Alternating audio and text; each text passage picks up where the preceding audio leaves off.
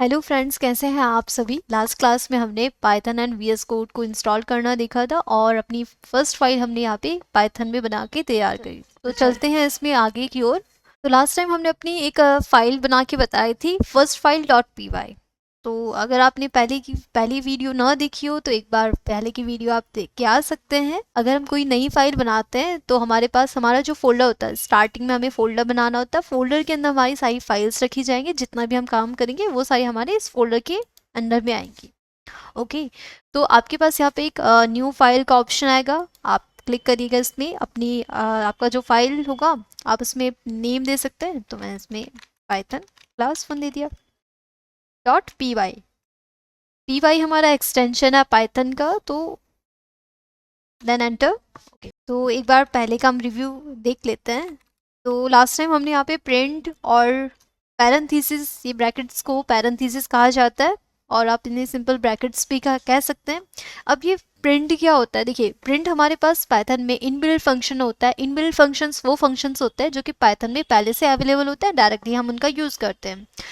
तो प्रिंट क्या करता है यहाँ पे, बेसिकली ये प्रिंट के अंदर आप जो भी टेक्स्ट लिखते हैं वो same as it is print होके आपके पास आता है। यानी आप जब इसे एग्जीक्यूट करेंगे फाइल को तो आपके पास वो जो डेटा आपने प्रिंट के पैरेंथेसिस के अंदर लिखा होता है वो यहाँ पे डायरेक्टली डिस्प्ले पर आता है। और इससे लिखने का तरीका होता है कि आप पैरेंथेसिस के अंदर सिंगल या डबल कोट के अंदर जो आप टेक्स्ट इसमें शो करवाना चाहते हैं, डिस्प्ले में चाहते हैं, वो आप टेक्स्ट इसमें डायरेक्टली लिख सकते हैं। मैंने इसमें लास्ट टाइम लिखा था hello world, then control S. और अब आपको इसमें टर्मिनल ओपन करना होता है। तो टर्मिनल ओपन करने के दो रास्ते हैं। आप या तो टॉगल पैनल में क्लिक करेंगे या फिर आप इसमें कंट्रोल जे का भी यूज़ कर सकते हैं। तो फिलहाल मैं इसमें टॉगल पैनल पे ओपन कर रही हूँ। देन आपके पास कुछ इस तरीके से आएगा और आपको इसमें टर्मिनल में क्लिक करके यहाँ पे पाइथन पाइथन लिखने के बाद अपनी फाइल का नाम, तो हमारी जो फर्स्ट फाइल है उसका नाम है पाइथन क्लास 1।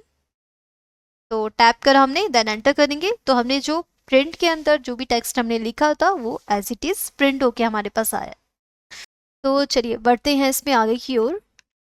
तो देखिए जैसा मैंने इसमें बताया कि प्रिंट हमारे पास एक इनबिल्ट फंक्शन होता है। प्रिंट के अंदर प्रिंट क्या काम करता है, तो ये टेक्स्ट को और या फिर आप जो भी आप टेक्स्ट चाहते हैं डिस्प्ले में आप जो भी टेक्स्ट यहाँ पे देना चाहते हैं वो आप यहाँ पे रख सकते हैं। प्रिंट बेसिकली काम क्या करता है, प्रिंट आपके टेक्स्ट को डिस्प्ले पे लेके आता है। यानी आप जो भी इसमें प्रिंट करवाएंगे वो आपको सेम एज इट इज़ दिखेगा। और प्रिंट के हमारे पास फंडामेंटल रूल्स होते हैं कि किस तरीके से हमें प्रिंट का यूज़ करना है। तो प्रिंट टाइप करने के बाद हम इसमें पैरेंथेसिस का यूज़ करते हैं और इसके बाद हम अपना जो भी टेक्स्ट हम इसे शो करवाना चाहते हैं, डिस्प्ले पे हम चाहते हैं, उसे हम सिंगल या डबल कोट के अंदर हम लिखते हैं। एंड चलते हैं नेक्स्ट पे। तो यहाँ पे हमने कुछ एक कोड लिखा हुआ है x=20। अब ये x=10 हमने जो ये लिखा हुआ है इसे हम 3 पार्ट में तोड़ रहे हैं। सबसे पहले x, देन इक्वल और 20। ये क्या चीज़ें हैं तो ये देखते हैं। तो x हमारे पास वेरिएबल होता है। अब वेरिएबल वो होता है जो कि हमारी किसी डेटा को कंटेन, यानी एक तरीके से कंटेनर होता है जो कि किसी डेटा को होल्ड करके रखता है या स्टोर करके रखता है। तो जैसे x की वैल्यू हमने 20 दे दी, यानी एक वैल्यू हमने उसे दे दी। तो हमारा x एक वेरिएबल है जिसकी वैल्यू 20 है। अब इक्वल क्या होता है, इक्वल हमारे पास एक असाइनमेंट ऑपरेटर होता है, यानी हमने इसको ये वैल्यू गिफ्ट दे दी। यानी इक्वल का काम है असाइन करना।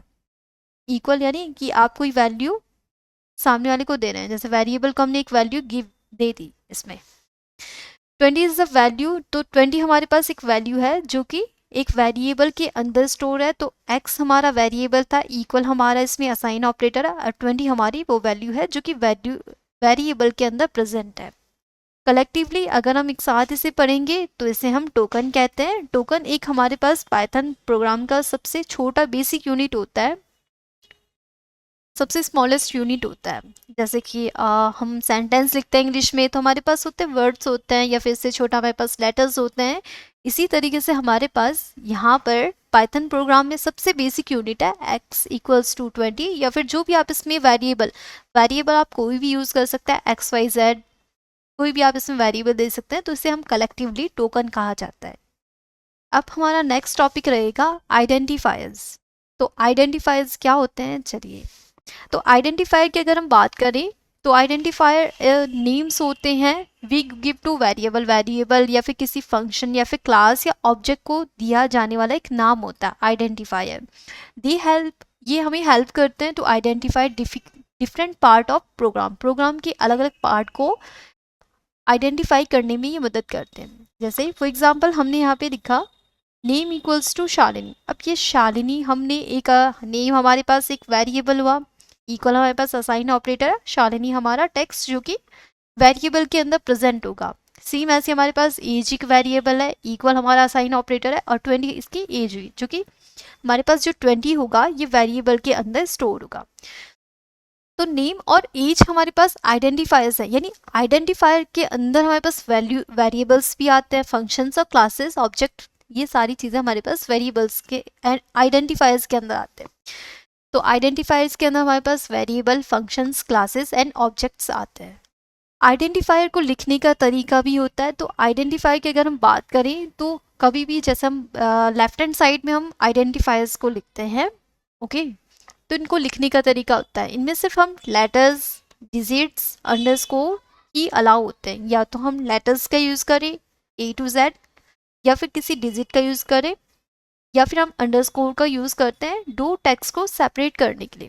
तो एग्जांपल यहाँ पे हमने दिया है इसमें, जैसे एग्जांपल हमारे पास नेम 1 स्टूडेंट, या फिर हम स्टूडेंट नेम को सेपरेट करना चाहते तो हमने दोनों के बीच में अंडरस्कोर का यूज़ करा। या फिर आइडेंटिफायर को स्टार्ट करते हैं तो कभी भी हम वेरिएबल या फिर हम आइडेंटिफायर्स का यूज़ करते हैं तो हमें कभी भी इसमें नंबर से स्टार्ट करना नहीं होता, डिजिट हम नहीं दे सकते स्टार्टिंग में। आप ज़रूर टेक्स्ट के बाद या फिर अपना जो वेरिएबल आपने दिया, वेरिएबल के बाद आप नंबर्स यूज़ कर सकते हैं। और इसमें कीवर्ड्स का यूज़ नहीं होता। कीवर्ड्स हमारे पास प्रीडिफाइंड फंक्शंस होते हैं, प्रीडिफाइंड होते हैं, जो कि जनरली हमारे पास वेरिएबल और आइडेंटिफायर के तौर पे नहीं रखे जाते।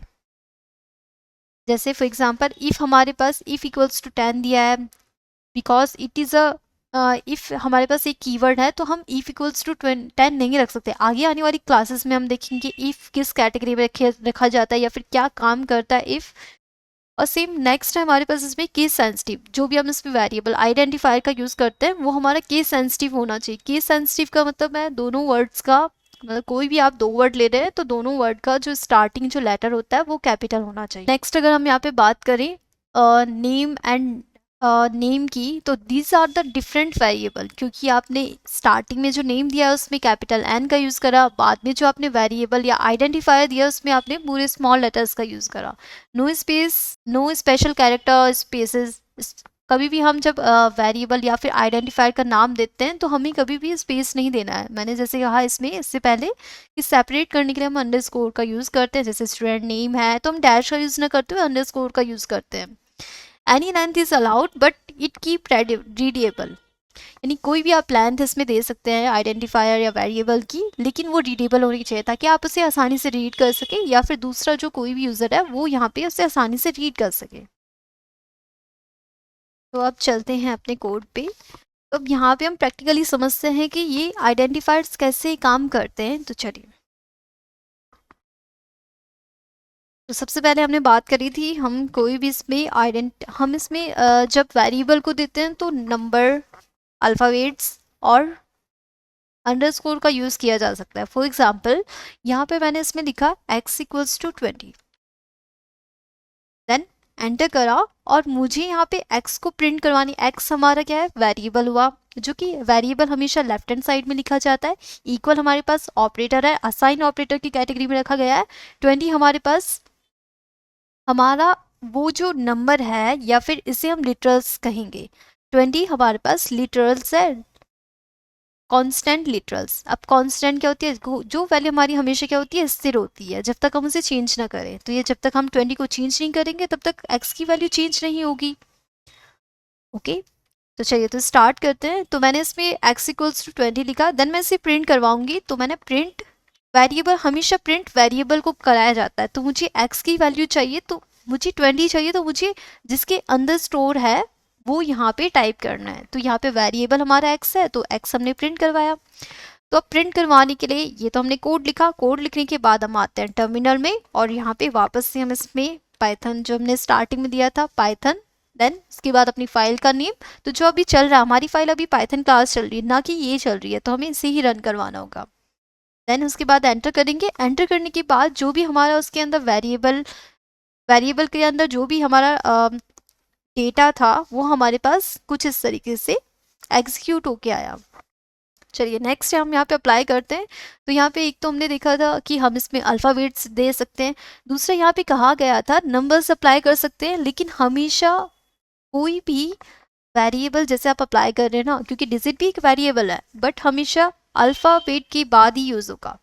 तो एग्जाम्पल मैंने x1 लिखा, तो ये कंट्रोल एस करेंगे, देन इसे प्रिंट करवाएंगे पाइथन, देन इसे रन करवाते हैं। तो हमारे पास तो ये कुछ इस तरीके से प्रिंट हुआ। वहीं अगर हम यहाँ पे बात करें तो हमने इसमें बात करी कि हम इसमें अल्फ़ा डिजिट्स भी दे सकते हैं। अल्फ़ाबेट तो हमने दे दिया वेरिएबल के तौर पे, तो हमने अपना एक वेरिएबल लिया था एक्स हमारा एक अल्फ़ाबेट था, और जिसके अंदर हमारे पास कंटेनिंग 20 नंबर हमारे। और अगर मैं इसे यहाँ पे डिजिट अप्लाई करूँ, तो कभी भी आप जब वेरिएबल के तौर पे यहाँ पे डिजिट को अप्लाई करते हैं, तो आपको अल्फ़ाबेट्स या फिर जो भी आपका वेरिएबल ले रहे हैं टेक्स्ट की फॉर्म में, उसके बाद ही आप इसमें नंबर्स अप्लाई कर सकते हैं। अब मैंने इसमें वेरिएबल चेंज करा, तो मुझे प्रिंट भी चेंज करना होगा। तो यहाँ पे मैंने वापस से x1 लिखा, देन सेव करेंगे इसे, और यहाँ पे वापस से अपनी फाइल को रन कराने के लिए हम पाइथन और हमारी फाइल का नाम इसमें डालेंगे। तो ये कुछ इस तरीके से। लेकिन आप यही सेम चीज़ अगर आप नंबर आप स्टार्टिंग में दे दें, तो ये आपको एरर शो करेगा।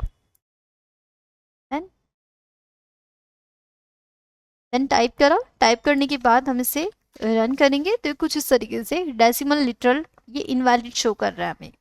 ठीक, तो कभी भी जब हम इस वर्क कर रहे हैं, तो हमें वेरिएबल नंबर दिए आप, लेकिन हमेशा वेरिएबल टेक्स्ट देने के बाद ही हम इसमें नंबर्स का यूज़ कर सकते हैं।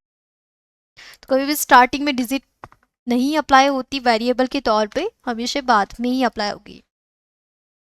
नेक्स्ट हमने यहाँ पे बात करी थी कि हमें दो टेक्स्ट को सेपरेट करने के लिए, यहाँ पे दो टेक्स्ट को सेपरेट करने के लिए स्टूडेंट नेम लिखा, तो मुझे इन्हें स्पेस नहीं देना। स्पेस दे के यहाँ पे हमारे पास वापस से एरर शो होगा। तो हमें यहाँ पे दोनों को सेपरेट करने के लिए ना तो डैश का यूज़ करना है, ना स्पेस देना है, तो हमें अंडरस्कोर का यूज़ करना है।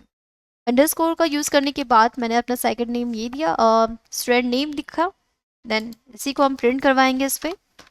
स्टूडेंट नेम टैप करिएगा जैसे आपको टेक्स्ट दिखे, सेव करिएगा, देन उसके बाद रन करवाएंगे। तो ये कुछ इस तरीके से आया। तो ये कुछ इस तरीके से आप इसमें यूज़ कर सकते हैं। चलते हैं नेक्स्ट टॉपिक पे। तो नेक्स्ट टॉपिक है हमारा इसमें naming convention in Python. Python में नेमिंग कन्वेंशन, नाम रखने की पद्धति, यानी पाइथन में किस तरीके से नेमिंग कन्वेंशन यानी नामकरण पद्धति किस तरीके से है, वो हम देखते हैं। देखिए इसमें हमारे पास 3 टाइप्स की कन्वेंशंस आते हैं। पहला हमारे पास स्नेक केस। अब स्नेक केस की अगर हम बात करें, तो इसमें हम जितने भी वेरिएबल का यूज़ कर रहे हैं उन्हें हम स्मॉल लेटर्स में लिखेंगे, और अगर हम सेपरेट कर रहे हैं तो उन्हें अंडरस्कोर के द्वारा हम सेपरेट कर सकते हैं। और यूजुअली हम सबसे ज़्यादा वैसे स्नेक केस का यूज़ करते हैं। मतलब फाइल नेम लिखा, तो फाइल नेम या तो मैं पूरे स्मॉल में लिखूं, या फिर दोनों को सेपरेट करने के लिए अंडरस्कोर का यूज़ करें। फिर उसके बाद रन करेंगे अपनी फाइल को। तो ये कुछ इस तरीके से। तो ये था हमारा स्नेक केस। दूसरा हम यहाँ पे बात करें पास्कल केस की, तो पास्कल केस में जितने भी हम वेरिएबल दे रहे हैं, अगर हम 2 या 2 से ज़्यादा वेरिएबल का यूज़ कर रहे हैं एक सिंगल कोड में, तो हमें हर एक वर्ड को कैपिटल से स्टार्ट करना होता है। यानी हर एक वर्ड का जो फर्स्ट लेटर होगा हमारा कैपिटल से स्टार्ट होगा। इसमें कैपिटल है, ओके। और वहीं अगर हम इसमें स्पेस नहीं देना चाहते हैं, तो कुछ इस तरीके से हम इसका यूज़ करेंगे। तो हर एक वर्ड का फर्स्ट लेटर हमारे पास कैपिटल आएगा, और बिना किसी हम स्पेस के दे रहे, बिना किसी अंडरस्कोर का हम यूज़ करें, तो डायरेक्टली इस तरीके से हम इससे रन करवा सकते हैं। ओके, तो ये हमारा पास्कल केस के अंदर आता है। नेक्स्ट अगर हम यहाँ पे बात करें कैमल केस की, तो कैमल केस में हमारे पास फर्स्ट लेटर, तो फर्स्ट जो वर्ड होगा वो हमारे पास लोअर केस में होता है। नेक्स्ट जो हमारे पास वर्ड्स होते हैं जो स्टार्ट होंगे, तो वो कैपिटल लेटर से स्टार्ट होगा। जैसे यहाँ पे दिया हमारे पास स्टूडेंट नेम, क्लास नेम, तो इसमें क्या है, फर्स्ट जो पूरा जो हमारे पास स्टार्टिंग जो वर्ड है वो यहाँ पे स्मॉल में है, नेक्स्ट वर्ड के स्टार्टिंग हमारे पास कैपिटल में, देन हम अपना ये हमारा वेरिएबल होगा। अब इसके अंदर जो भी हम प्रिंट करवाना चाहते हैं वो हम प्रिंट करवा सकते हैं। पहले हमें स्टोर करनी होगी कोई वैल्यू, देन हम प्रिंट करवाएंगे। मोस्टली जो पाइथन होता है, पाइथन में सबसे ज़्यादा हम इससे केस का यूज़ करते हैं, क्योंकि इसमें जो टेक्स्ट होता है एक तो इसका फ्लो बनता है स्मॉल लेटर्स में लिखने का, और हम सेपरेट कर रहे हैं तो अंडरस्कोर दे सकते हैं। नॉर्मली अगर हमारे पास सिंगल एक वेरिएबल हम यूज़ कर रहे हैं कोड में, एक लाइन में, तो नॉर्मली हम दे सकते हैं स्टूडेंट इक्वल्स टू जो भी स्टूडेंट का नेम होगा वो हम कुछ इस तरीके से लिखेंगे। तो मिलते हैं अब नेक्स्ट क्लास में, जिसमें कि हम कवर करेंगे what is data types and how to write a data types in Python. Thank you for watching. अगर आपको वीडियो अच्छी लगी हो तो प्लीज़ लाइक एंड सब्सक्राइब।